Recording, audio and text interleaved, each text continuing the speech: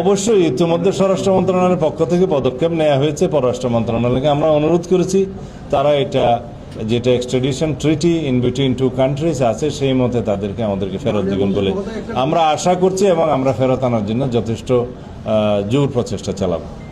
আমরা সরকারের দায়িত্ব গ্রহণ করার পরে এই প্রথমবার আমি কক্সবাজারে ভিজিটে আসলাম, জেলা আইন শৃঙ্খলা কমিটির মিটিংয়ে অ্যাটেন্ড করলাম। এখানে অনেক কিছু সিদ্ধান্ত আমাদের হয়েছে, এটা প্রতি মাসেই হবে।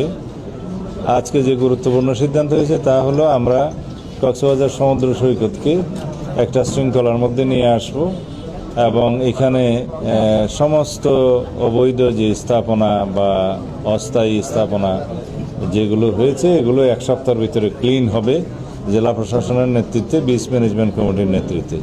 বিচ ম্যানেজমেন্ট কমিটি এখনও গঠিত হয় নাই, নতুনভাবে গঠিত হবে। আর এখানে স্থানীয় সংসদ সদস্য জনাব লুৎফর রহমান কাজল সার্বিক সহযোগিতা করবেন এবং জেলা প্রশাসন আর পুলিশ প্রশাসনকে আপনারা সাংবাদিক বন্ধুগণও সহযোগিতা করবেন বলে আশা করি। কারণ আমাদের অহংকার হচ্ছে আমাদের কক্সবাজার বিচ। সারা বাংলাদেশে একটাই জায়গা আছে ভ্রমণের জন্য নাম্বার 1 তালিকায়, সেটা কক্সবাজার সমুদ্র সৈকত।